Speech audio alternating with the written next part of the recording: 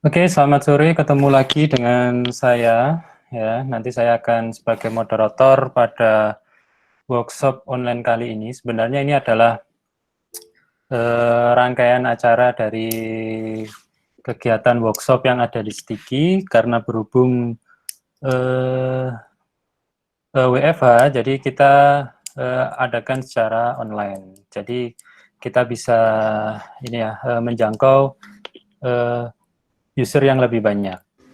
Nanti untuk workshop kita hari ini judulnya adalah apa ini ya? Hunting Course Misconfig for Fun and Profit Web Security. Nah, nanti Mas Evo yang akan lebih menjelaskan nanti kira-kira kita bahasanya atau belajarnya tentang apa, ya. Mas Evo ini adalah mahasiswa Stiki angkatan berapa, Mas? Saya lupa. 2000 berapa ya? 2015. 2015 ya. Ya, sebentar lagi mau lulus ya ini ya. Mau lulus nggak ini? Lulus lah, Pak. Oke.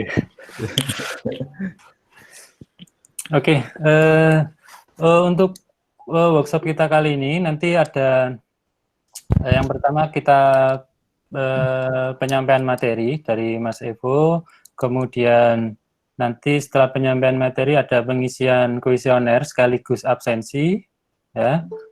Kemudian setelah itu baru tanya jawab, gitu ya. Oke. Untuk waktunya saya persilakan kepada Mas Evo. Oke. Terima kasih Pak Adnan. Suara saya kedengaran kan? Kedengeran, oke. Oke. Terima kasih teman-teman yang udah antusias hadir di acara sore ini. Nama saya Stefanus Evo. Saya bentar. Saya angkatan 2015, banyak menghabiskan waktu di agak telat gini karena banyak menghabiskan waktu di bidang keamanan informasi. Nah, yang saya suka itu pertama dulu sejarahnya itu, bentar, saya lupa present ya, ternyata dari tadi. Your entire screen. Oke.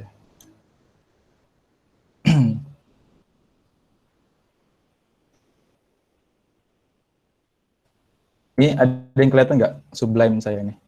Pada lihat nggak? Iya, lihat. Oke. Nah,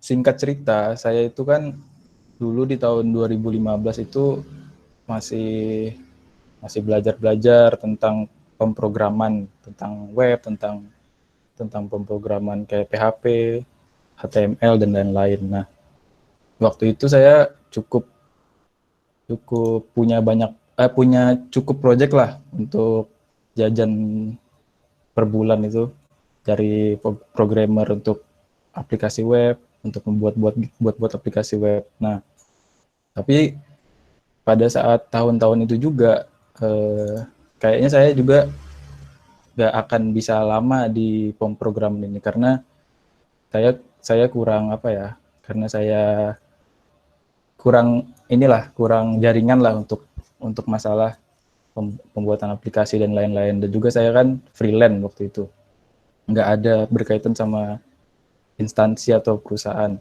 Nah, yang saya pikirkan waktu itu, gimana sih saya bisa menjangkau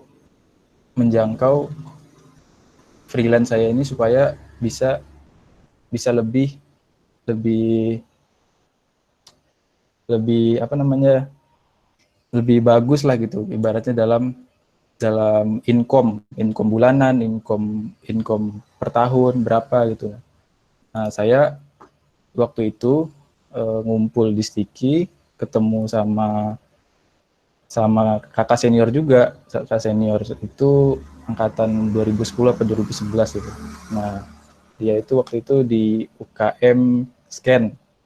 Jadi dia nawarin saya kalau, "Vo, coba kamu main main-main di platform HackerOne atau Backrot gitu kan. Buat teman-teman yang kurang tahu apa itu platform itu ya. Platform ini untuk kegiatan bug bounty.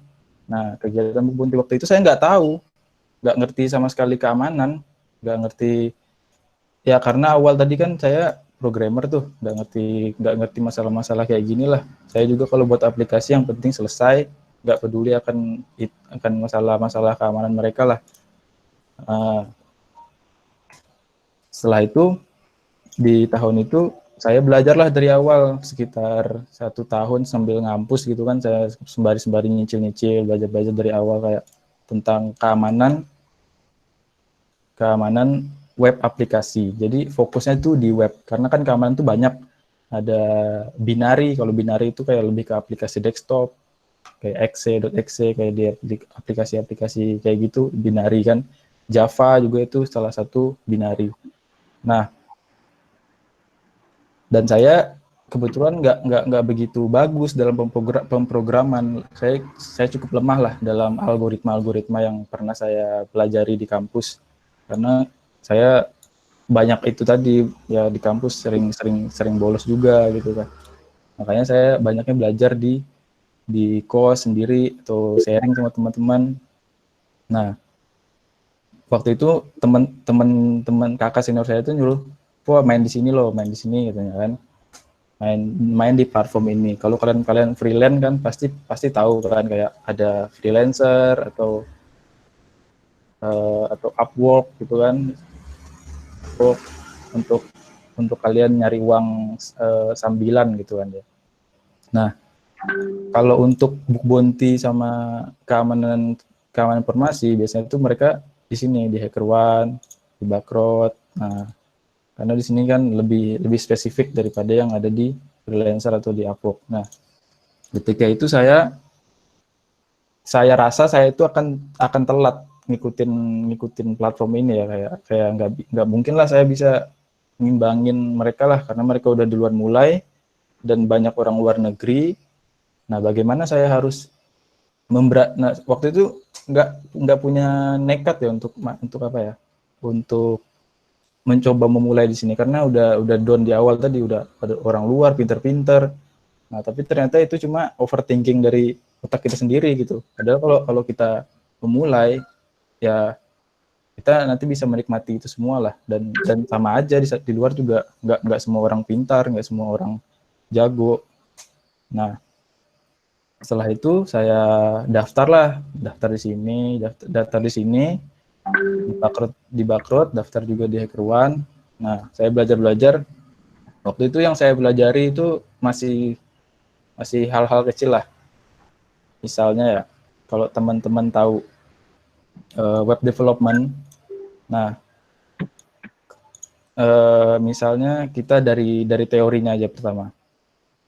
Kita tahu kita pakai browser kan, klien dengan server itu ini klien, ya kan?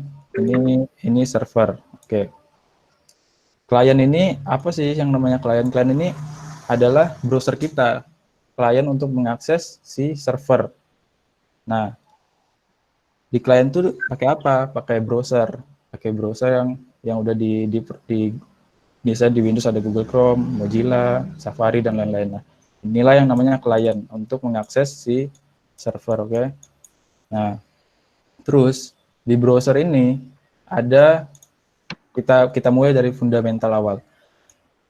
Cookie itu apa? Nah, cookie itu adalah sesuatu yang tersimpan di browser. Nah, misalnya kita ngakses Sakti, ya kan? Kita inspect, ya kan? Kita inspect, kita ke tab konsol, kita hapus dulu. Nah, yang namanya cookie itu apa? Cookie itu adalah sesi yang tersimpan di browser. Nah, sesinya sekarang ini kan ya. Ini kan belum di saat login kan. Nah, tapi ketika kita misal login,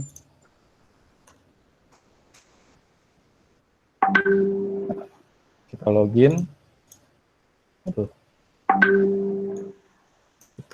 kita cek cookie-nya ya. Nah,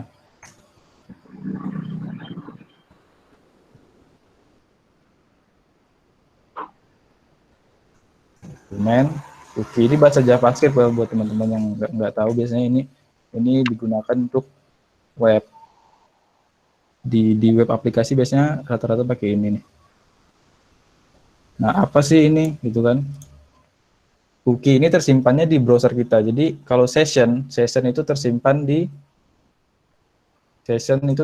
server. Jadi kalau sesi kita udah habis di web ini, dia bisa otomatis logout. Misalnya udah 1 hari kita nggak buka Sakti, itu akan otomatis logout. Nah, itu namanya session. Itu tersimpan di server si Sakti ini. Oke. Nah, kalau cookie itu tersimpan di browser. Nah, sekarang kita coba buka Twitter ya misalnya. Kita buka Twitter. Nah, sekarang kita akan bahas apa sih itu Ajax, ya kan? Ajax ini, kalau menurut Wikipedia ya. Nah, Ajax suatu teknik pemrograman berbasis web untuk menciptakan aplikasi web interaktif. Dalam kesimpulannya gini aja lah. Kalau kita mau misalnya di Google ya, Google aja. Di Google kita inspect, terus kalau kalian, nah kita ke tab network, terus ke tab XHR. Nah, yang namanya Ajax itu apa? Ajax itu adalah kita, misalnya ini kan ada suggestion ya, misalnya apa ya, corona misalnya. Nah, request ini terjadi tanpa kita harus refresh dari si google.com ini. Jadi kita nggak perlu refresh. Nah, Ajax itu adalah teknologi itu. Kita nggak perlu refresh, tapi kita bisa lihat hasil-hasil yang ada di sini nih. Nah, Bentar, ininya, screen-nya ini.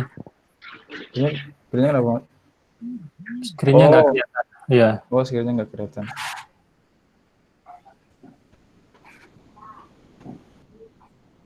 Sampai di mana ya tadi, Pak ya?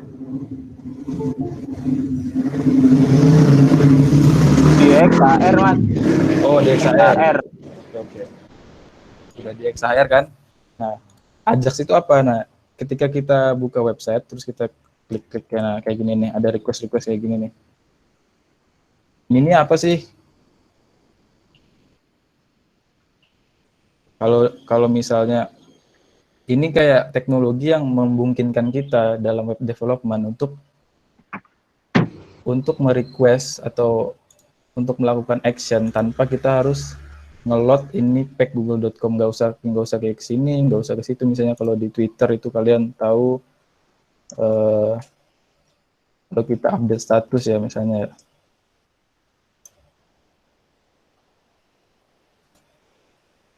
Nah, misalnya kita update status. Yang terjadi apa? Dia melakukan update.json, ya kan? Tanpa kita harus ke pack si api.twitter.com dan endpoint itulah. Nah, di sini kita bisa lihat kan request HTTP-nya. Kalau teman-teman yang belum tahu HTTP itu ya, HTTP ya kayak gini. Kalau di itu kayak plain text aja. Nah, contohnya tadi kita request kan. Request itu apa sih requestnya? Kita bisa klik kanan, copy as CURL. Oke, ini contoh aja untuk kalau di Linux biasanya kita bisa pakai. Nah, biasanya kita bisa pakai kayak gini nih. Kalau di Linux gitu. Nah, contoh request CURL itu gimana? Nah, di sini kan kita bisa lihat nih. Di sini ada header authorization, ada header cookie, ada header ini juga nih. Referrer ini dari mana dia di request. Nah, cookie. Nah, coba ini kan kalau kita juga lihat di sini. Di sini ada akses di respon header. Nah, ntar kita eksekusi di terminal ya. Nah, status is duplikat. Berarti saya nggak bisa lagi buat status yang sama seperti yang tadi. Ini kan statusnya kan ASD. Nah, kalau melalui terminal itu kayak gini. Nah, untuk lebih singkatnya, kita cuma mau ngambil respon header. Misalnya kita mau ngambil respon header ya. apa sih respon header-nya. Nah, oh ini ada datanya, bentar. Data. Ini dihapus dulu.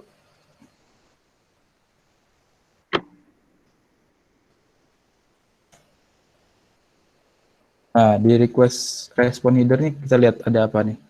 Ada yang namanya access control allow credential sama dengan true, access control allow origin dari website si mobile Twitter, access control expose header dari ini X rate limit ini berarti dia required, berarti dia butuh si rate limit, si kalau kita lihat di ada rate limit, ada batas dari request ke API ini. Nah, kalau kita lihat dari sini sesuai materi kita kan ini kan course ya. Nah, course kita bisa nggak request dari website lain, tapi ini bisa contoh ya. Sebentar. Nah, ini kita copy as kalau di Chrome nggak ada ya. Coba kita di sini aja nih. Di Chrome, soalnya fitur-fitur untuk web development itu setiap browser beda-beda. Kita coba di misalnya ya di Mozilla aja. Di sini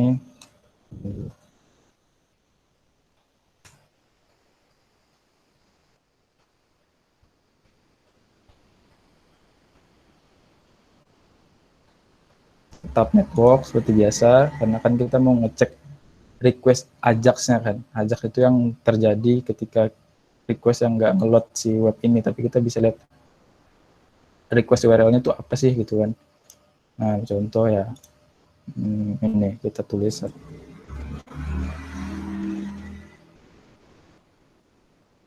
Ini dia kalau option ini kan nggak mungkin, ini kan bukan aksi untuk post status ya. Biasanya untuk post status dia di post ini.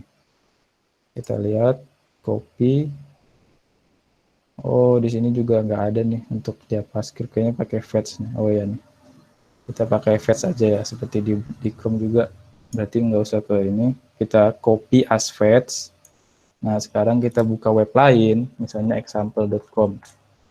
Nah, sekarang kita masuk ke materi. Tadi kan sudah kita tahu kan, dia itu pakai ini kan, pakai access control allow origin kan. Itu namanya course. Kalau kita bahas dulu tentang SOP di browser. Nah, SOP di browser itu gini cara kerjanya. Tadi kan kita udah ngopi si fetch dari sini kan, copy as fetch, kita taruh di sini, kita taruh di sini. Yang terjadi apa? Yang terjadi akan error. Maksudnya apa? Maksudnya di sini adalah si web ini, si example.com ini nggak mungkin kan bisa ngakses si twitter.com. Misalnya secara gamblangnya gini. Ini kan origin ya. Origin itu apa? Kita coba ya, dokumen origin. Saya refresh dulu. Dokumen origin. Wah, ini kenapa ini? Origin itu,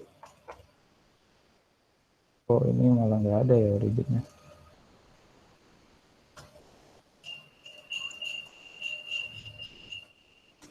Oh ini nih ya, origin. Oh ya, saya malah lupa komen ya, lupa sintaknya. Nah, origin itu apa? Origin itu adalah identitas setiap web. Oke, misalnya example.com. Mana gambarnya? Saya baru-baru juga nih pakai beginian ya. Ini misalnya example, ini x.com, oke. Ini adalah origin 1. Oke, origin 1. Nah, yang ini a.com misalnya. Nah, ini juga origin yang lain gitu kan. Nggak mungkin. Nah, browser itu sebenarnya sudah proteksi si web A sama E ini nggak mungkin kan bisa berbagi resource gitu, karena kan ada alasan keamanan di sana kan. Misalnya nggak mungkin kan ketika kita buka example.com tiba-tiba status kita terupdate di Twitter. Nah, Itu kalau kayak gitu ceritanya ya pasti ada kesalahan di browsernya gitu. Karena di browser itu ada SOP tadi. SOP itu yang namanya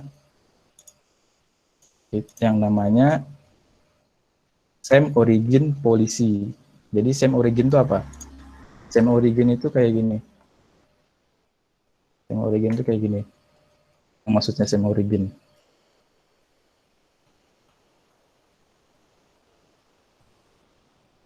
Nah ini contoh. Ini A dengan B kan. Yang namanya same origin itu gimana? HTTPS, ini kan HTTPS akses ini sama ini itu namanya origin yang sama. Jadi dia tuh ngeceknya dari protokolnya, habis itu authority domain sampai ke ininya nih, apa domain full domain di sininya. Nah, tapi ketika kita pakai HTTP, bisa nggak HTTP dengan akses HTTPS? Nah, itu namanya nggak bisa. Namanya di sini di browser diproteksi sebagai no. Karena ini bukan same origin, walaupun domainnya sama, tapi dia karena beda protokol, yang tadi protokol HTTP, yang satunya protokol HTTPS, itu akan ditolak sama browser. Yang terjadi akan merah kayak gini nih. Nggak bisa berhasil lah requestnya tadi. Sekarang kita cek lagi.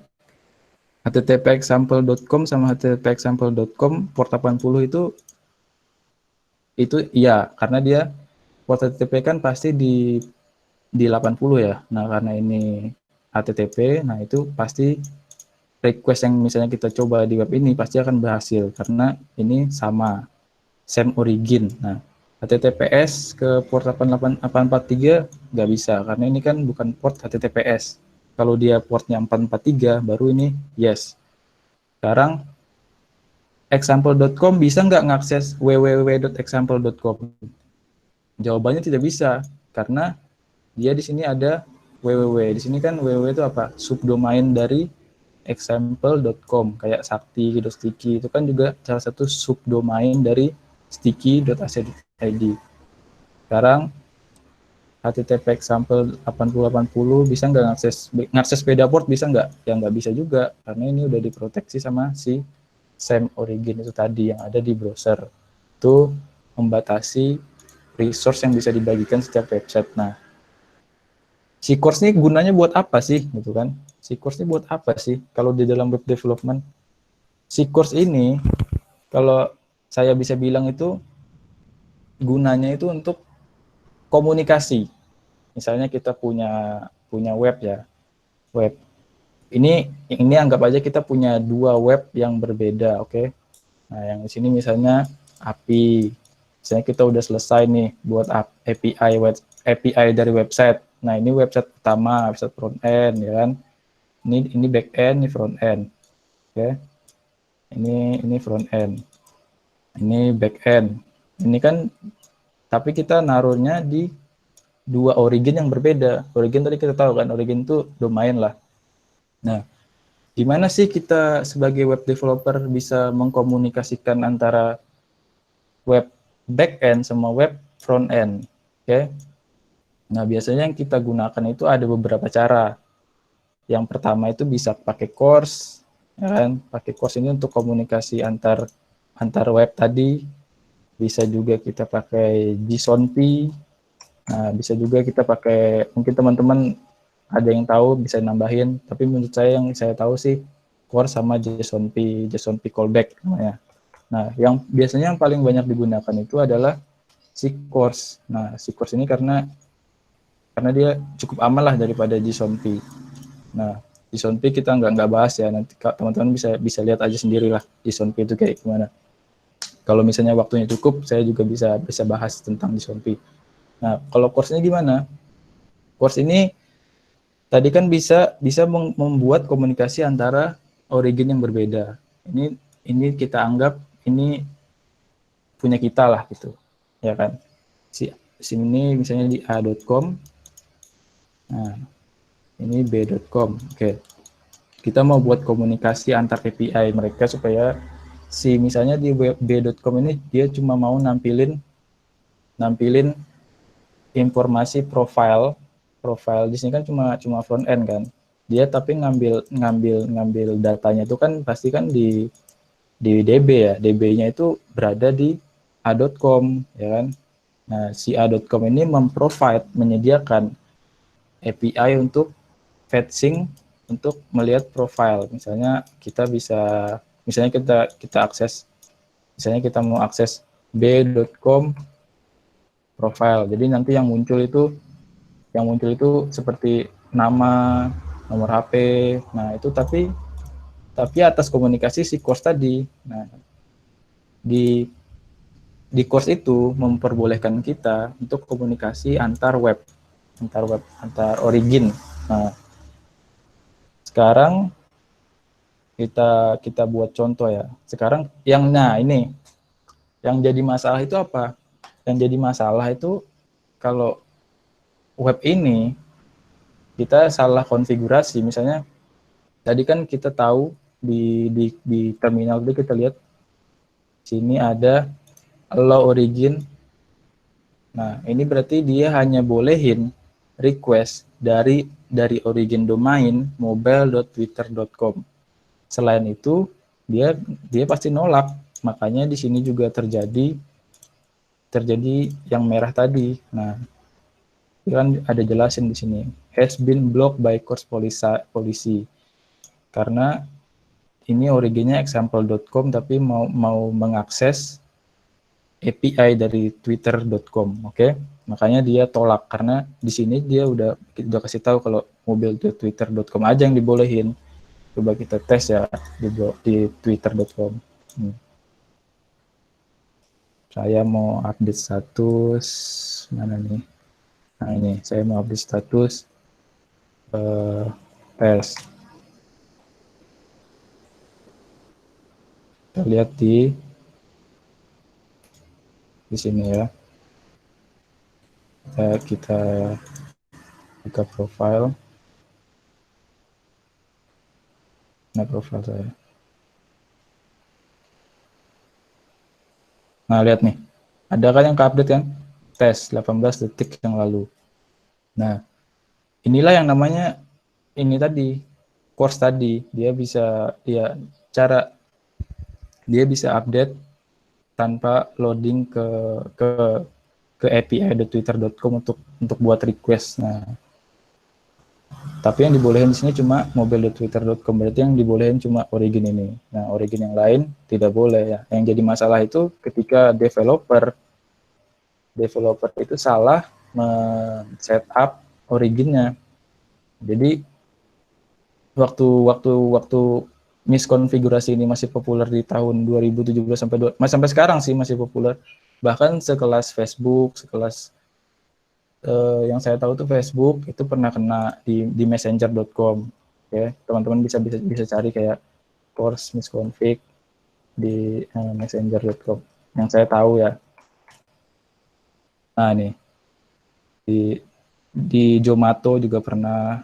Nah, di Facebook juga pernah waktu itu course misconfig ini terjadi karena dulu itu bugnya bisa lihat chat seseorang. Nah, sekarang kita udah selesai di teori ya, teori cookie sama session sama ajak sama dan lain-lain ini. Sekarang kita akan identifikasi kesalahan, oke? Kesalahan dari penggunaan course ini. Nah, saya sudah buatin webnya saya pakai Node.js, pakai library Express. Nah, ini saya kalau yang ini yang fitur login itu saya pas doang. Ya kan? Karena masih cukup baru sih saya juga di Node.js ini. Nah, saya run dulu ya programnya. Kita ke Node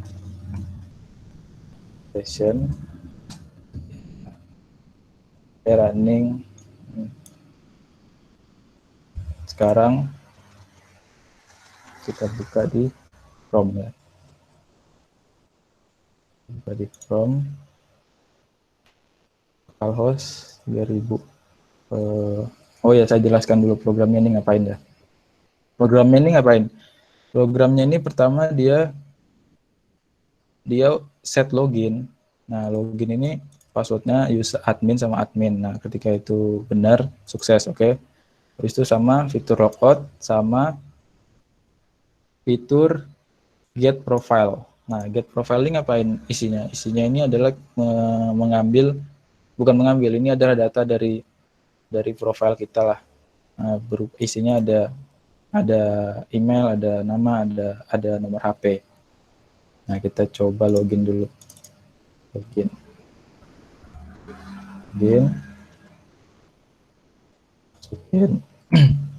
Masukin admin. Ada aja login sukses ya kan. Kalau kita refresh, kita cek di sini. Nah, ini responnya gimana?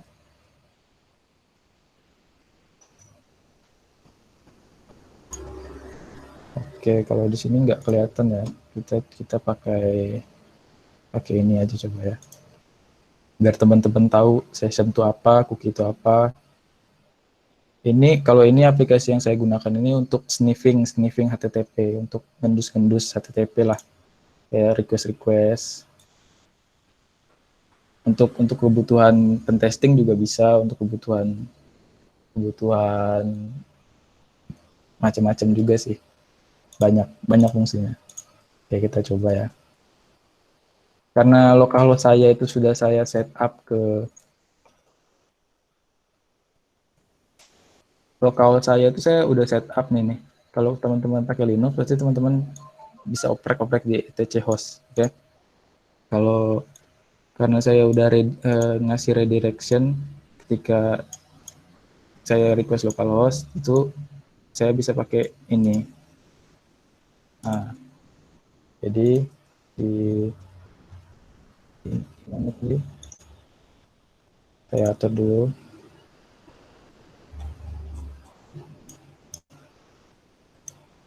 Ini disesuaikan sama si aplikasi ini ya. Nah, sesuaikan. Jadi browser itu biar terintegrasi sama si aplikasi ini, proxy-nya harus disesuaikan.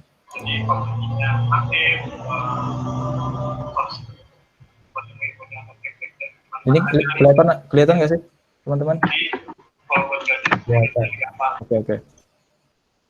Kita akses.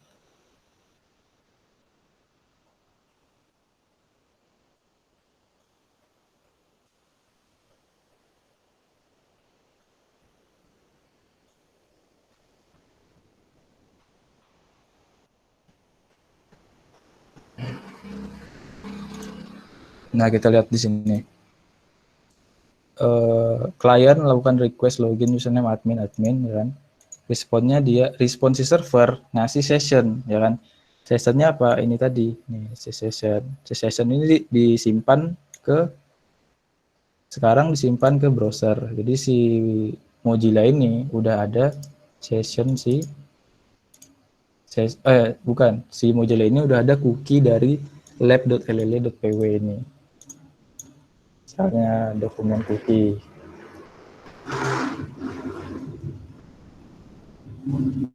Sini aja. Kita bisa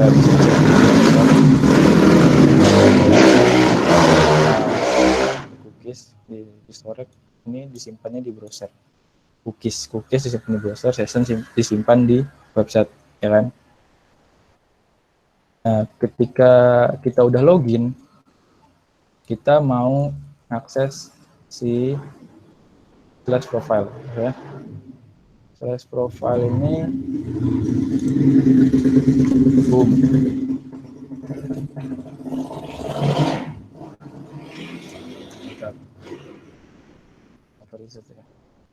Kalau gini bilang. Ini kenapa dia unauthorized? Berarti ini belum berhasil login ya. Belum berhasil login.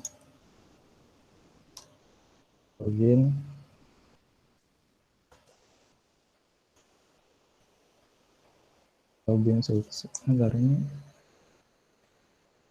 Oke. File. Alah.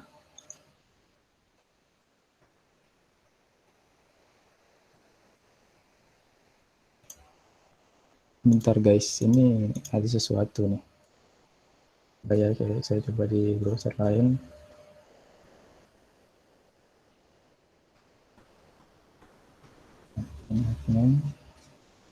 Oh iya. Bentar.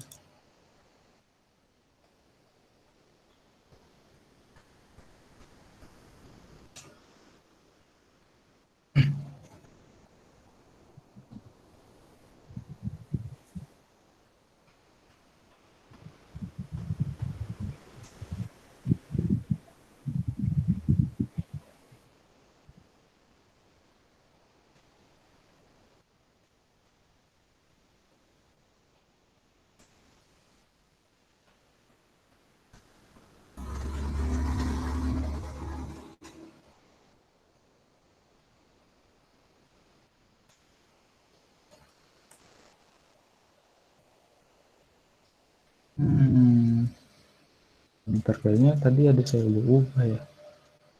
Bentar ya. Origin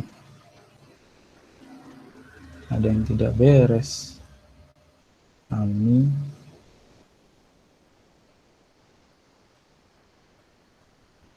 Yes, ya.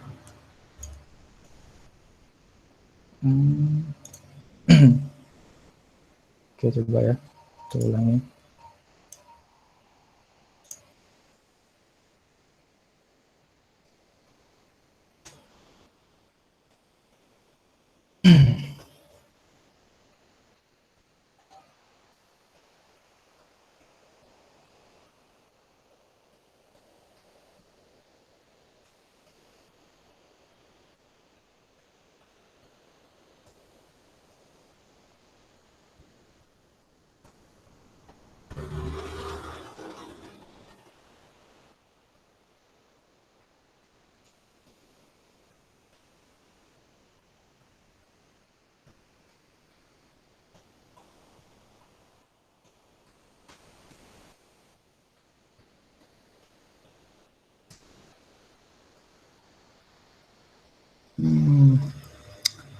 Tiba-tiba, bentar ya.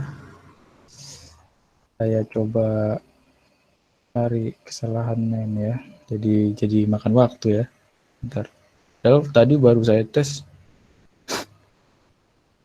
lancar aja ya kan.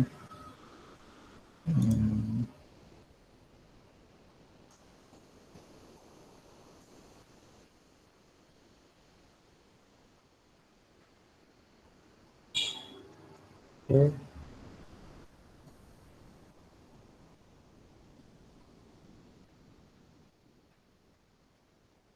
Saya coba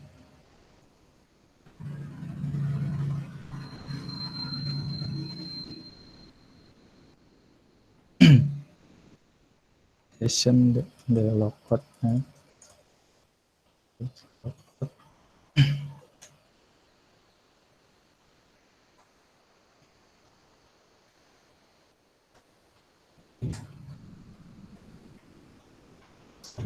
Admin. Oke. Value not reset.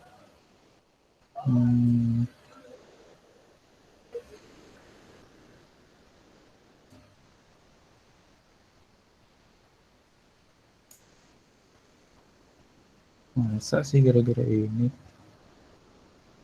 yang admin terus. Coba ya, berikan di awal admin.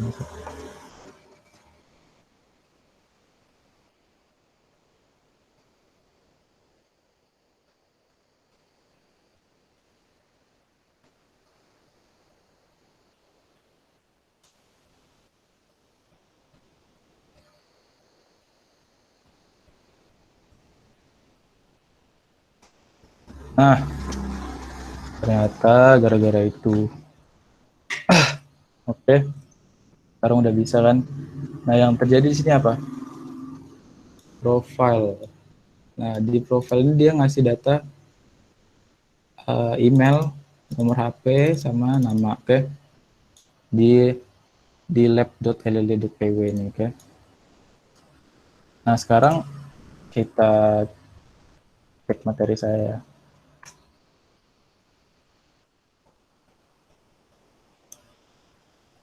Nah, ini kan dilakukan ketika si user itu udah dalam keadaan login, ya kan? Dalam keadaan login. Jadi kita tahu kalau ini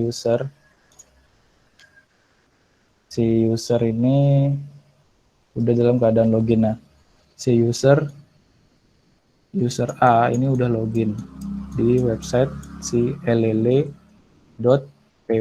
oke. Nah, bagaimana sih cara orang bisa nyerang ketika dia di saat kan orang ini nggak tahu nih password si user apa, ya kan? Ini sekarang ini orang lain nih, web ini origin inilah, origin si llele tadi, llele.pw ya, llele. Nah, sekarang gimana cara orang lain bisa tahu bisa tahu data kita. Data kita di sini kan ketika kita login kita dikasih data, ada email, nama sama nomor HP. Nah, jika itu di sini kita tahu origin lain. Misalnya ini dari mana ya? Misalnya dari trip.com misalnya ya. Nah, gimana orang bisa tahu tadi ya? Kembali di awal tadi, karena ada kesalahan konfigurasi di endpoint ini tadi, di profile. Kita bisa cek di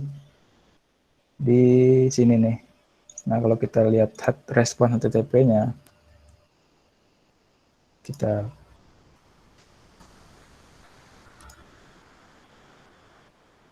ambil. Nah, kita lihat di sini kita bisa identifikasi kembali di materi cara identifikasi misconfig course. Nah, di sini kita tahu kan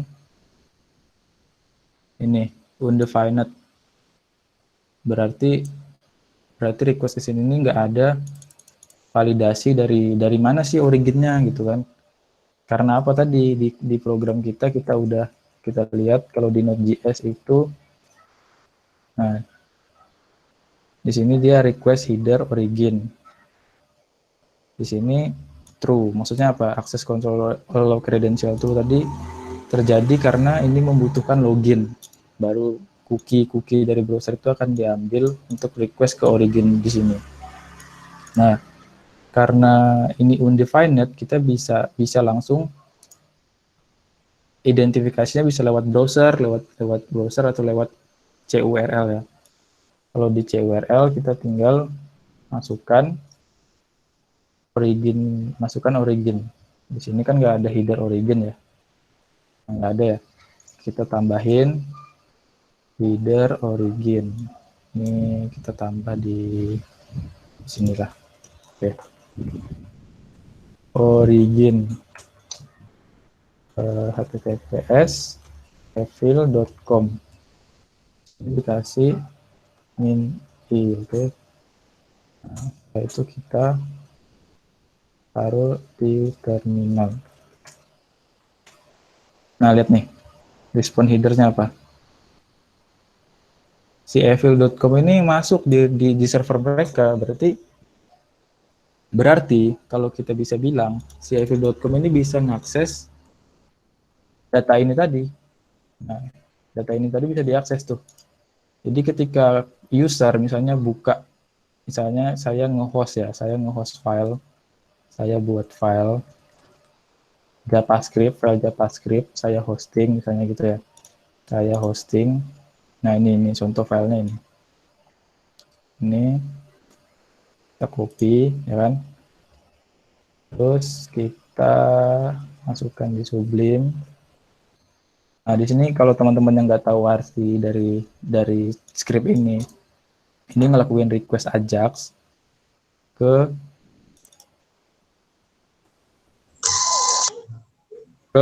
lab.llele.pw ke profile, ya kan. Terus respon ini tadi ini akan dikirim ke website attacker ya.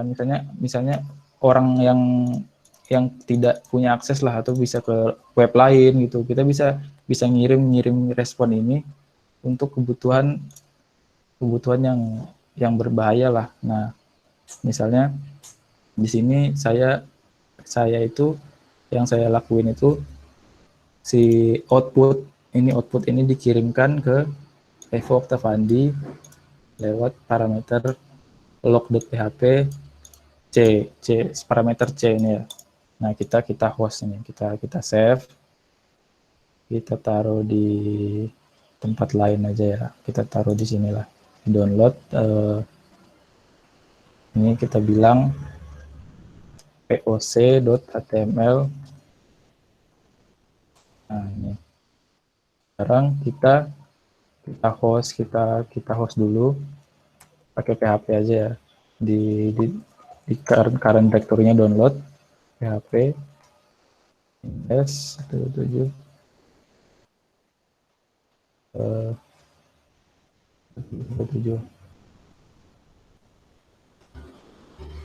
Terus saya juga udah sediain ini ya, ngrok ini untuk ini nih, kebutuhan port forwarding. Jadi saya bisa online kan host saya di lokal ini jadi online gitu. Jadi pakai ngrok ini kan di sini portnya 1337 yang dipakai. Tinggal TTP. Oke. Tunggu. Nah, sekarang kita anggap ini website orang lain ya. Ya udah website orang lain sih. Nah, sekarang kita sebagai korban nih, kita kan korban lagi kita korban ini lagi buka di Mozilla ya. Sekarang si korban ini mengunjungi web ini. Nah, terus tadi kita udah host nama filenya itu popcourse.html. Nah, kita klik exploit ya kan. Nah, apa yang terjadi? Secara tidak langsung ini si korban nih, saya korbannya, saya udah ngirimin data email, data nomor HP ke siapa? Ada tahu nggak kemana? Coba kita cek ya. Nah, secara tidak langsung si korban, kita nih korban udah ngirim ke evoctavani.com ini apa filenya? Nah, evoctavani.com ini ketika kita decode, ya kan? Ini filenya berupa, ini kan base 64. Nah, secara tidak langsung, jadi yang tahu ini udah berapa orang nih?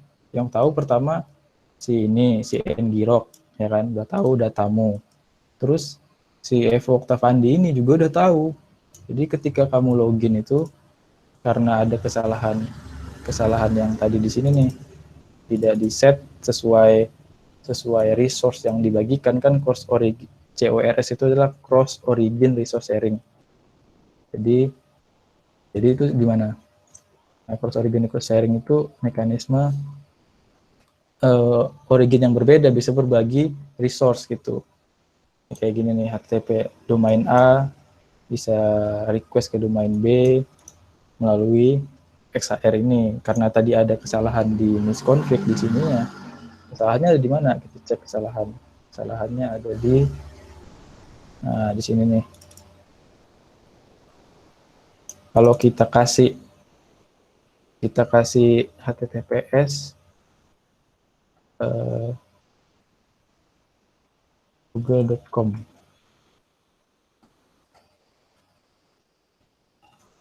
Kasih HTTPS google.com ya. Saya restart. Teman-teman udah tahu juga kan tadi kan, kayak contoh Twitter. Nah, contoh Twitter tadi itu dia udah di set itu yang boleh ngakses si Twitter tuh siapa gitu kan. Nah, biasanya di situ. Sekarang kita kembali ke sini ya. Eksekusi. Oh ya, yang tadi eksekusi itu eksekusi tadi yang kita coba di browser, yang kalau merah itu nggak bisa, kalau misalnya, oh ya ya ya, tadi kan kita udah coba di hosting ya, filenya udah di hosting. Sekarang gimana cara cara cara lewat browser konsol? Nah, kalau cara lewat browser konsol itu yang file tadi dia ambil aja ini.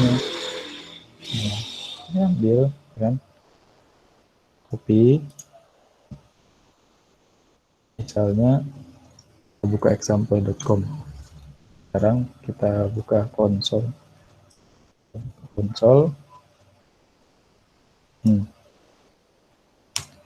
Kita jalankan fungsinya.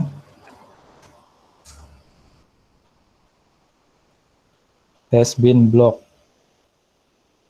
Nih, karena kita bisa lihat errornya di apa, karena udah saya save tadi ya. Bentar. Nih. Oh iya ya, kan saya belum. Coba ya.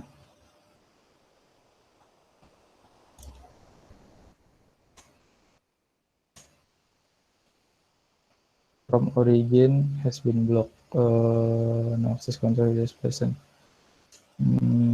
Berarti kayaknya saya belum login nih kayaknya. Bentar saya cek di network.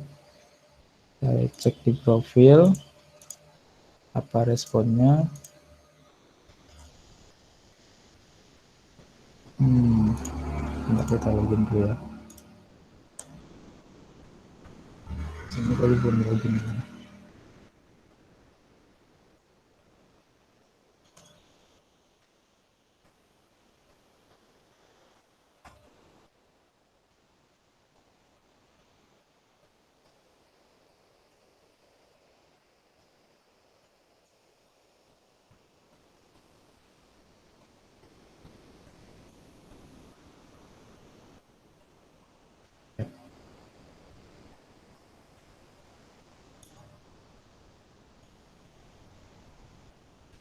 Tuh, lihat kan?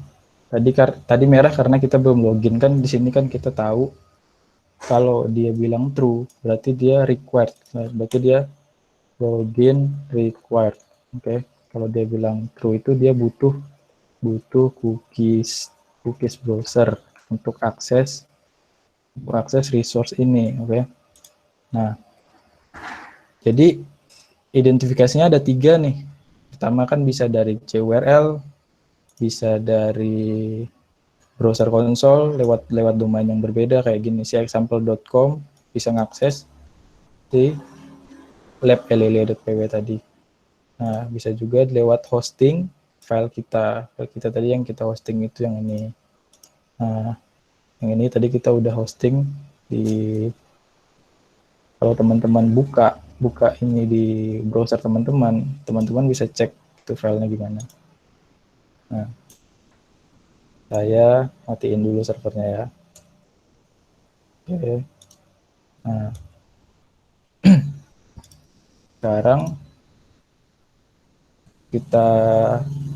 sekarang kita di konten real case. Nah, real case ini gimana sih kalau kita nemu kasus kayak gini? Sebenarnya real case ini bergantung ya. Dulu saya nemu di Tokped itu waktu saya masih belajar di Tokopedia. Waktu itu saya belajar course ini. Itu karena informasi yang didapat kurang sensitif, makanya laporan yang saya berikan itu ditolak gitu. Karena laporan dulu itu saya nemunya ada di bagian top up pulsa, top up apa lagi itu, pokoknya di top up pulsa sama di toko poin. Nah, jadi di real case itu juga kalau kita nemu kayak gini, kita lapor sama developer atau sebuah instansi, itu juga bergantung sama informasinya itu sensitif atau enggak. Nah, kalau yang di pulsa itu waktu itu sensitif, ya kan? Yang di pulsa itu waktu itu sensitif. Kalau yang di toko poin itu enggak sensitif, tapi sayangnya yang laporan di pulsa itu terkena duplikat, ya kan? Duplikat itu apa? duplikat itu laporannya udah ditemukan sama tim mereka atau orang lain. Nah, jadinya laporan saya dianggap duplikat. Oke. Terus di real case juga eksploitasi kayak gini itu bergantung sama user interaction kan. User interaction ini kalau di real case itu sangat-sangat berperan gitu kan. Dia pertama tadi dia butuh syaratnya dia sudah butuh login, oke. Setelah login dia butuh mengunjungi ya kan, mengunjungi website yang malisius ya kan, yang berbahaya gitu kan, kayak tadi yang kita hosting ini. Nah, dari di real case itu syaratnya dia butuh login, dia harus mengunjungi si website yang jahat lah gitu, yang website yang kayak bisa ngambil data kita. Nah, kalau di real case saya dulu juga based on experience, selain di Tokped ya kan, selain di Tokped saya juga nemu di Bukalapak waktu itu. Kalau di Bukalapak dia mirip-mirip Twitter tuh, mirip-mirip Twitter. Twitter itu kenapa? Dia punya ini nih, authorization bearer. Nah, ini opsional ya. Biasanya kalau di API lagi, di API biasanya ini digunakan untuk autorisasi ke API. Nah, makanya cookie doang itu nggak cukup ya kan? Cookie doang ini nggak cukup untuk mengamankan sebuah ini ya, sebuah host atau sebuah domain atau sebuah website, aplikasi lah. Jadi di sini dia pakai authorization. Authorization ini berfungsi untuk mengamankan selain dia harus login, di sini dia harus login, dia harus terautorisasi. Autorisasi apa bedanya sama autentikasi? Nah, ini menarik nih. Autorisasi sama autentikasi. Nah, bedanya itu apa? Autorisasi ini kita diizinkan untuk ngapain? Diizinkan untuk ngapain? Kan? Autentikasi ini siapa kita ya kan? Kayak kita login tadi di Twitter, pakai username, password. Nah, autorisasi dan autentikasi itu disitulah bedanya.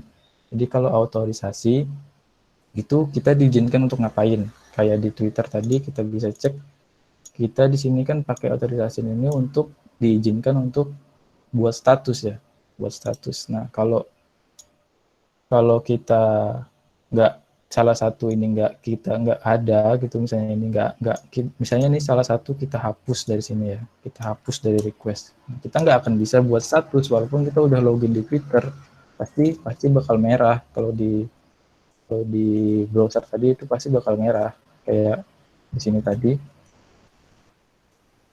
Nah, misalnya kita hapus authorization ya, kita hapus. Oke.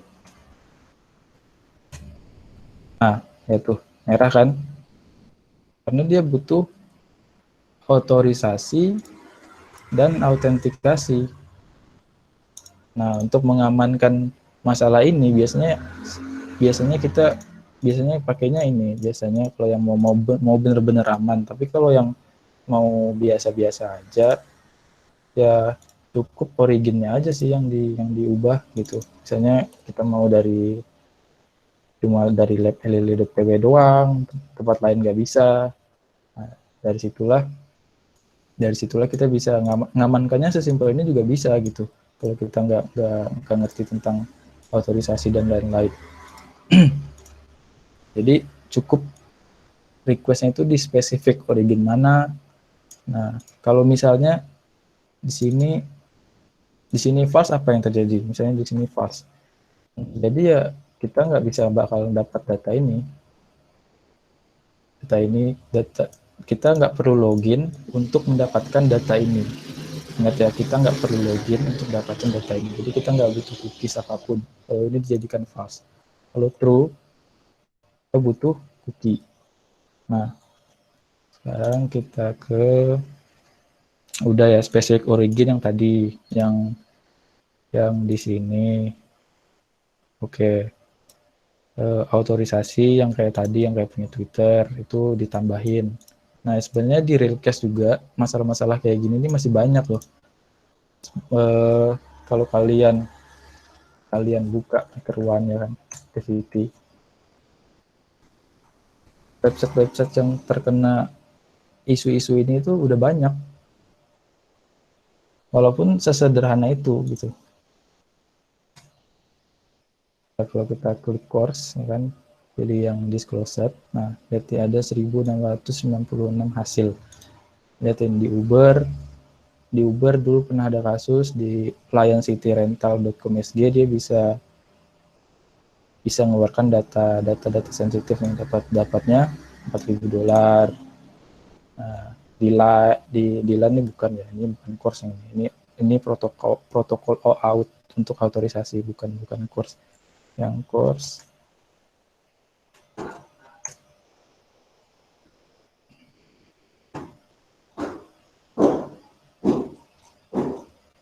kalau teman-teman biasanya mau kerja di bidang kayak gini, freelance-an gitu kan, freelance ya harus ini dulu sih, harus betah lah lihat bahasa Inggris gini. Nah, ini contohnya kayak di Semrush. Ini bisa menampilkan data-data sensitif di user gitu. Nah, cara-caranya kayak gini nih. Nah, kayak yang tadi saya jelasin itu. Kalau yang saya pernah dapat itu di platform ini sih, platform ini. Nah, untuk programnya saya nggak bisa bilang itu program apa, karena di sini itu udah ada apanya ya, udah ada etikanya lah, etikanya nggak boleh ngasih tahu sebelum ada izin dari program yang menyelenggarakan bounty gitu. Nah, saya kira itu aja sih yang saya bisa kasih ilmunya untuk tentang course ini, tentang web development juga, tentang komunikasi antar origin, ya kan. Kalau teman-teman punya project kayak bikin back end, bikin front end gitu, ya bikin komunikasinya gimana. Nah, ini salah satu cara komunikasi antar website, antar web aplikasi. Nah, saya kira materinya udah selesai nih. Kalau teman-teman mau nanya lagi yang lebih banyak, bisa didiskusikan di Google Meet. Oke, terima kasih Mas Evo. Ya. Ya, ternyata memang dalam bidang web development itu penting ya untuk hal keamanan ini, karena memang kita kan diaksesnya oleh banyak orang gitu ya. Iya. Ada data-data yang mungkin sensitif, email, telepon, nah itu sangat privasi juga ya. Apalagi kemarin yang Tokopedia itu kan yang ininya gosipnya ini ya bocor ya datanya ya. Iya, Oke, iya. kita buka nanti pertanyaan Mas Evo. Saya ini dulu kuesioner ya. Oh ya, bentar Pak. Saya mau ngasih tahu teman-teman yang saya temu di Tokopedia. Dulu kan ini juga udah bocor sih laporannya, udah bocor di mana-mana tahun 2018 ya. Bentar ya. Contoh laporan, cara buat laporan ya. Nah, ini. Ini waktu itu saya buat laporan ya ke pihak Tokopedia nih. Booknya apa ya kan? Deskripsi course mungkin penyerang mengirim permintaan terus dengan ini pakai bahasa Indonesia aja ya. Nah, dampaknya apa? Nah, terus remediasi itu kayak menanggulanginya gimana gitu. Kayak gini kan, saya kasih ke mereka, dan itu Ya, waktu itu sih dan lucu banget sih. Ada cerita lucu sih di balik itu, Pak. Ya, Ya, mungkin kan ya. triknya mereka juga kali ya. Ya dari pihak security mereka juga nggak ngerti course itu gimana. Itu sih yang bikin saya blunder sama mereka itu, yang bikin juga yang bikin jadi kayak gitu sih sama pihak-pihak di ini di Indonesia rata-rata. Hmm. Mm-mm. Oke, Oke. kita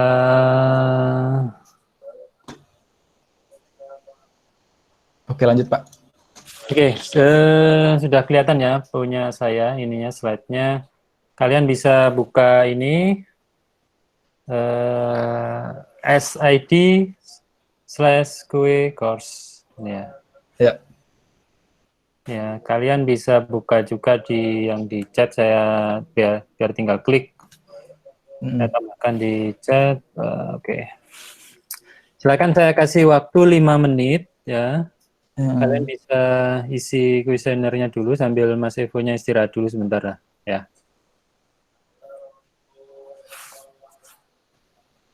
Workshop.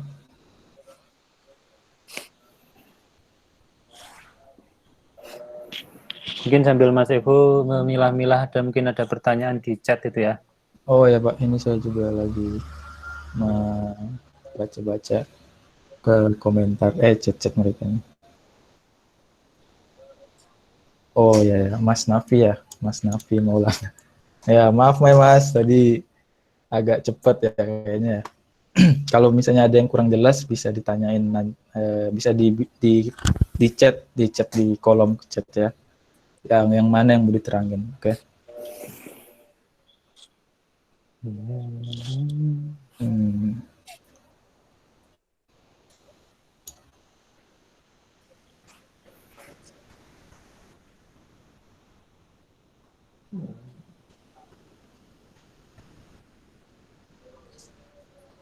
Oke, dari kasus. Kalau dari yang di Prodi SI, Sistem Informasi ya, nanti masih ada 2 kali workshop lagi yang kalian bisa ikuti di hari Jumat sama hari Sabtu minggu depan. Ya. Kalian bisa pantau terus saja di IG-nya Stiki ya, di Stiki Malang.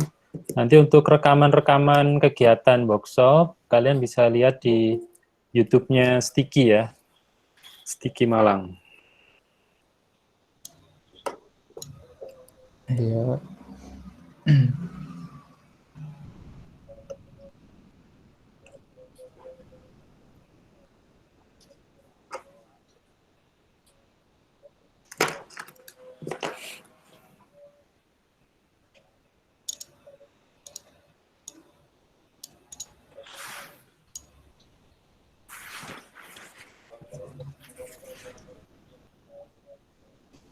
Oke, kita tunggu 3 menit lagi.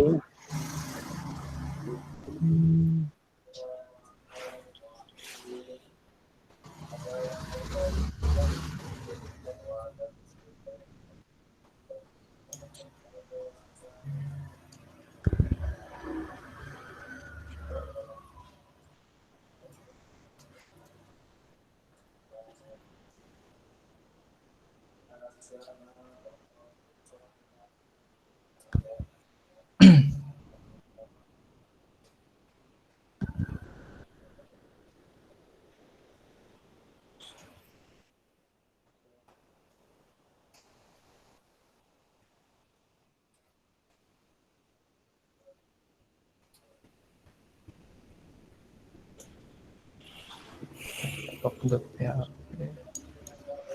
Stop.php.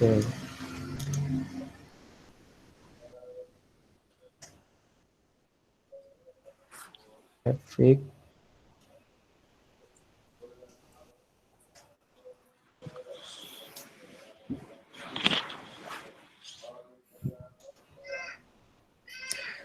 Mungkin sambil nunggu, Mas Ivo kalau dulu belajarnya dulu gimana ya? Awalnya kok ini ya, Oh, belajar web ininya security ya.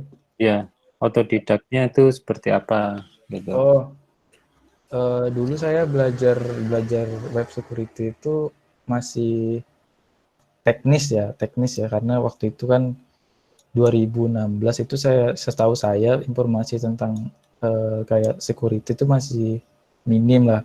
Yang sekarang kan udah masih banget tuh sampai sampai sampai saya juga sekarang udah bingung mau belajar yang mana saking banyaknya tuh. Tiap hari saya nggak bisa lagi kayak dulu tuh bisa dijadwalin. Sekarang informasi udah numpuk juga saya juga banyak ikut kayak misalnya kalau di Telegram itu saya subscribe di channel ini nih, The Book Bounty Hunter. Ini tiap hari ada informasi-informasi kayak keamanan apapun, kayak ini yang baru Facebook ya kan. Ini udah di present nggak ya? Lagi present ya? Belum. Oh belum. Resume presenting. Oke. Oke, boleh langsung di sesi tanya jawabnya sekalian Mas ya, Evo ya. Oke. Pertanyaannya Bapak Adnan tadi, dari mana belajarnya ya? Belajarnya waktu itu sih saya dari teknis dulu. Habis itu saya kira teknis ini nggak bakal lama maksudnya nggak bakal lama, teknis plus teori teknis plus teori. Nah biasanya kalau kita tahu teknis pasti kita tahu teorinya tuh dia tuh gimana sih. Nah makanya saya menghindari yang namanya kalau kamu menemukan bug di sini gimana caranya gitu kan. Terus saya nggak bisa jelasin secara teori, ya pasti saya gagal sebagai orang yang belajar, sebagai orang yang berilmu. Pasti kalau kita ditanya kayak gitu, kita harus bisa jelaskan secara teori, oke? Nah dari teknis tentang security itu kan panjang banget tuh. Nah tentang security ini sangat-sangat luas ya kan. Makanya saya fokusnya di web aplikasi. Kalau saya campur-campur kayak ke forensik, kayak ke kriptografi, kayak ke mobile apps, kayak Android gitu, itu pasti saya harus belajar lagi semua dari fundamental awal. Makanya karena saya cukup bagus lah di web application, saya terusin itu untuk ke ranah security. Jadi saya lebih supaya waktu saya nggak terbuang banyak untuk belajar hal lain, jadi saya fokus ke spesifik gitu. Nah, tentang saya memulai waktu itu belajarnya gimana. Jadi kalau teman-teman mau belajar itu fokus, jangan kalau teman-teman mau ngambil spesifikasi itu penting lah. Spesifikasi dalam profesi itu penting karena langka orang-orang kayak kita itu bisa langka karena kita dalam memahami sesuatu profesi, misalnya kayak profesi keamanan web aplikasi itu sangat-sangat dalam dan nggak akan ada ujungnya lah. Saya juga berharap waktu itu 2 tahun 3 tahun belajar bakal ada ujungnya kan, tetapi makin hari ada aja teknologi baru kayak Force itu kemarin kan, kayak JSONP, banyak lah untuk untuk banyak banget, saya nggak bisa jelaskan itu tentang teknologi web itu luas, banyak banget. Nah ini ada pertanyaan dari Mas yang di UMM tadi ya. Apakah ada dampak negatif yang benar-benar merugikan user, mungkin data rekening? Kalau toko penjualan itu memang mereka ini kan expose ya data rekening ya. Kayak di Tokped itu dia nge-expose semua data rekening si penjual, ya kan, si penjual ya, bukan pembeli. Nah, dampak negatifnya karena mereka itu menjual barang ya kan, pihak ketiganya si Tokped, nah pihak keduanya ini penjual, karena dia mengekspos data rekening, kayaknya kalau si dampak bagi si penjual sih nggak begitu gimana ya, nggak begitu kritis gitu, karena ya rekeningnya untuk jualan gitu, kalau orang pun tahu pun ya wajar aja kalau untuk jualan gitu kan. Tapi kalau misalnya kita di website kita gunakan Facebook, ya kan, kita gunakan Facebook, terus orang tahu data rekening kita, nah itu yang jadi masalah gitu, karena ini kan web sosial media gitu kan. Kalau kita nggak nge-expose secara sengaja, nggak mungkin lah gitu, nggak mungkin ada dampak negatif gitu kalau kita nge-expose secara sengaja. Tapi kalau nggak sengaja kayak dari Facebooknya, karena kan si Facebook itu kan sosial media kan.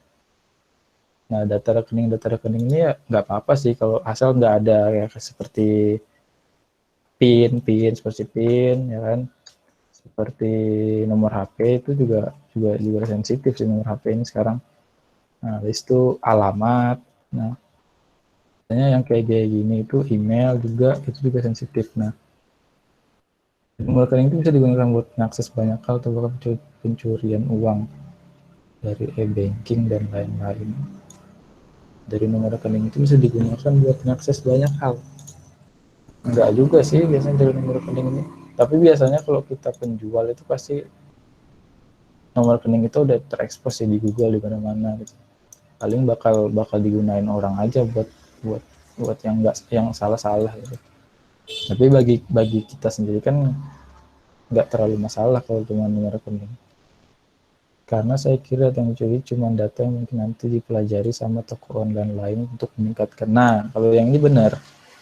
Saya juga waktu itu ditawarin salah satu cerita aja, salah satu instansi fintech ya. Mereka ngubungin saya di tele, terus bilang, Mas punya datanya Tokped yang bocor kemarin nggak? Saya bilang nggak ada Pak, saya bilang gitu. Kalau mau data itu silakan kunjungi forum-forum yang saya kasih link forum yang jual itu kan. Nah, mereka memang butuh sih data-data itu karena kebutuhannya untuk marketing. Kalau kalian tahu kayak data analis, nah kan, itu sangat senang sama data-data kayak gini karena kita bisa menganalisa alamat, kita bisa dapat segmen orang Bekasi ya kan, segmen segmen orang-orang, misalnya orang-orang di Jakarta tuh sukanya main apa gitu kan, misalnya main trading gitu, ya udah mereka nanti bakal dapat segmen-segmen untuk kebutuhan marketing aja, kayak ngirimin email spam, bisa juga email berupa kayak join ke sini nanti dapat bonus gimana, biasanya kayak gitu sih biasanya mereka. Kalau kebutuhan bisnis ini kritikal sih. Kalau data yang kayak gini, nomor HP, alamat tuh kritikal karena dia bisa buat segmen untuk siapa yang menggunakan produknya gitu.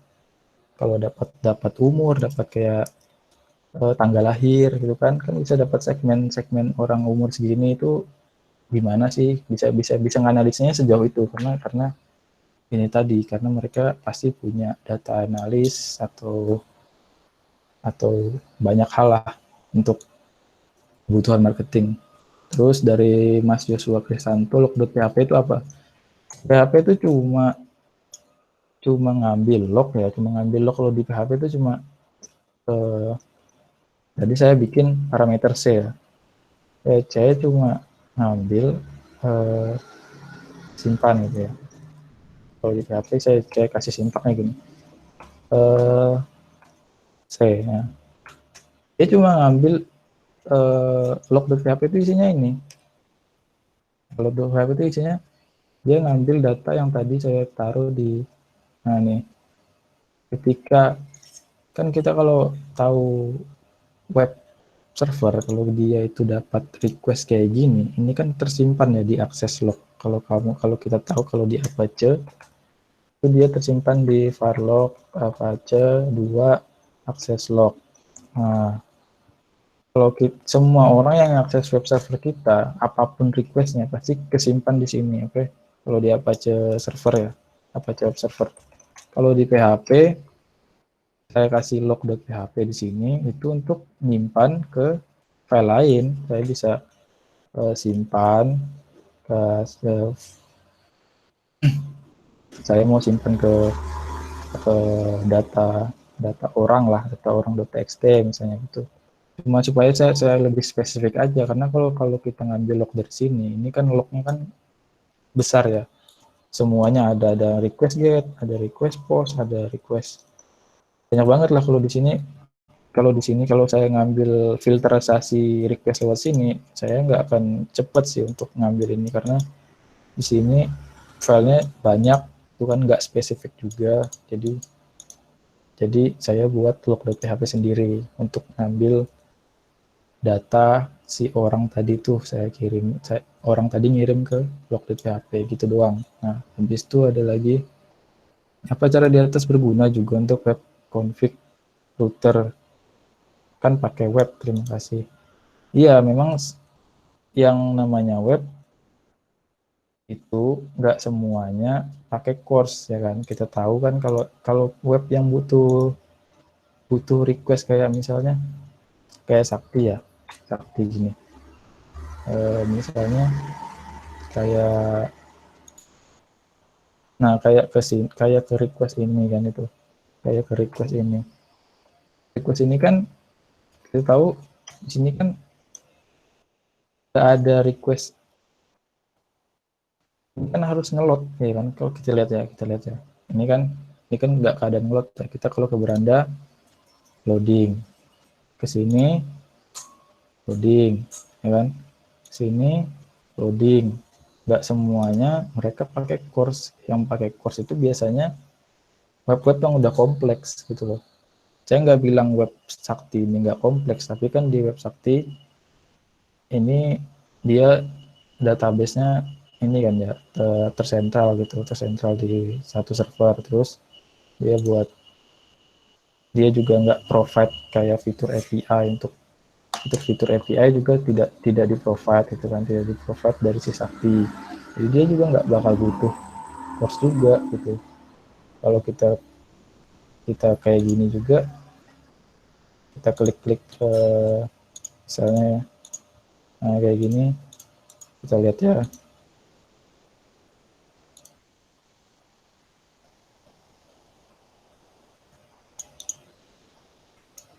Nah, ini dia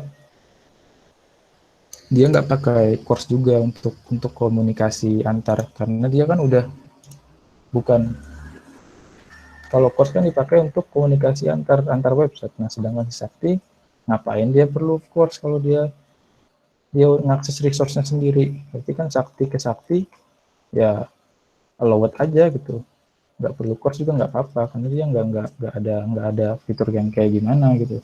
Kecuali kayak Twitter butuh akses ke API Twitter, nah pasti perlu course ya, course required ya kan gitu. Jadi kalau untuk web config router itu tergantung kalau dia pakai Ajax atau course, bisa kok, bisa dipakai cara-cara yang saya bilang tadi. Ada lagi nggak ya?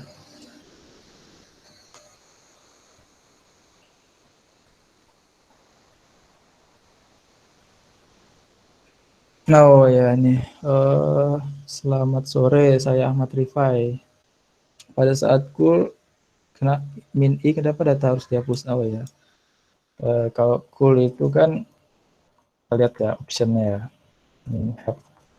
Nah, ini buat Mas Ahmad Rifai, min i itu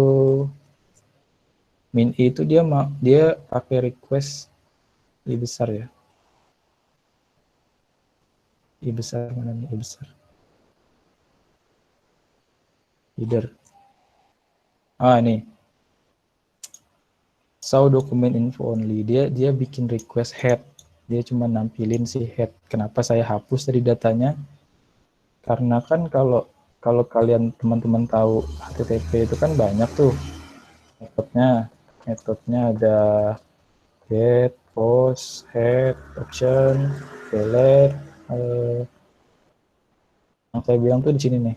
Nah, di sini bisa kita kayak delete, option, head, trace, banyak lah metode-metode. Tapi yang biasanya yang sering dipakai itu get post aja, get post, head, option, delete juga. Untuk API biasanya pakai delete. Nah, kenapa saya pakai min i itu tadi ini show document info only, dia coba ngambil respon header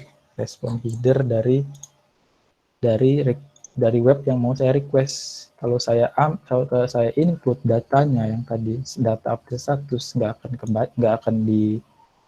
akan dalam kenyataan dihapus dan tidaknya itu apakah berpengaruh? Karena yang kalau kita kasih data di dalam request itu seolah-olah kita melakukan request post, tapi kita maunya di sini head. Gimana head sama post bisa dicampur dalam satu, kan nggak bisa. Jadi harus dihapus tadi data yang tadi di request itu yang bagian bawah yang tempat update status. Exploit cost berarti nggak butuh cookie session ID ya Mas, karena cookie, iya benar, nggak butuh. Exploit cost berarti tidak butuh. Jadi kita nggak kalau dia udah bilang true ya, karena cookie-nya itu udah nyangkut ya. Dan in case ini kasusnya nyangkut di browser ini dalam hal apa? Dalam hal si user itu udah login. Kalau dia nggak login ya nggak dapat apa-apa. Kita sebagai penyerang kita nggak dapat apa-apa. Tapi ketika dia login, kita dapat data yang kita mau. Ya ini karena cookie-nya udah nyangkut di browser ya. Dalam kasus dia harus login. Apakah semua terdapat tidak ada login dan kalau PHP lo login tidak setting, apakah pertanyaan? Ya benar, kalau PHP nggak diakses lo origin itu originnya saja, karena kan dari browser gitu bilang kan, dari SOP yang saya awal bilang tadi, asal tidak melanggar SOP-nya browser bisa diakses origin sendiri. Kalau dari origin orang lain bakal merah, bakal kena polisinya SOP di browser tadi. Lanjuti pertanyaan saya yang sebelumnya, menurut Mas dampak apa sih yang berdampak pada user Tokped dan bagaimana penanggulangannya? Penanggulangannya, Mas kalau misalnya user Tokped ya ganti password. Soalnya kalau di Tokped itu kan yang saya tahu, Tokped kan itu yang data yang kemarin saya sempat lihat ya, itu kan berupa dam.sql gitu ya. Dia itu ada passwordnya juga itu dalam bentuk hash ya kan, hashnya salted lah. Kalau yang kayak gini tuh biasanya butuh di crack di web untuk crack, atau kamu bisa pakai crack password gitu kan, tapi nggak bakal bisa ke crack sih karena ini sudah sangat kompleks sih hash ini. Jadi kalau untuk saya, kalian yang pakai Tokped ya ganti password aja sudah cukup sih. Tapi kalau masalah data rumah kalian itu udah ada yang tahu ya, jangan marah atau jangan nangis karena udah ke expose, mau gimana, udah nggak bisa, udah bocor datanya. Itu sih. Udah sekian ya jawabannya ya.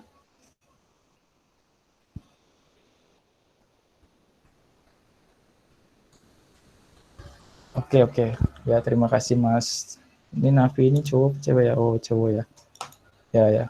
Terima kasih Mas Nafi. Ya. Ganti passwordnya, oke? Oke. Terima kasih. Sama-sama. Mana Bapak admin ya? Oke. Terima kasih Mas Evo, karena memang sudah jam 5, jadi kita akhiri untuk workshop kita hari ini. Semoga bermanfaat untuk semuanya. Terima kasih kembali untuk Mas Evo yang sudah mau menyempatkan untuk berbagi ilmunya kepada teman-teman semua. Kita akan ketemu lagi untuk workshop berikutnya dari Sticky ya. Oke, selamat sore semuanya. Selamat sore semua teman-teman. Terima kasih.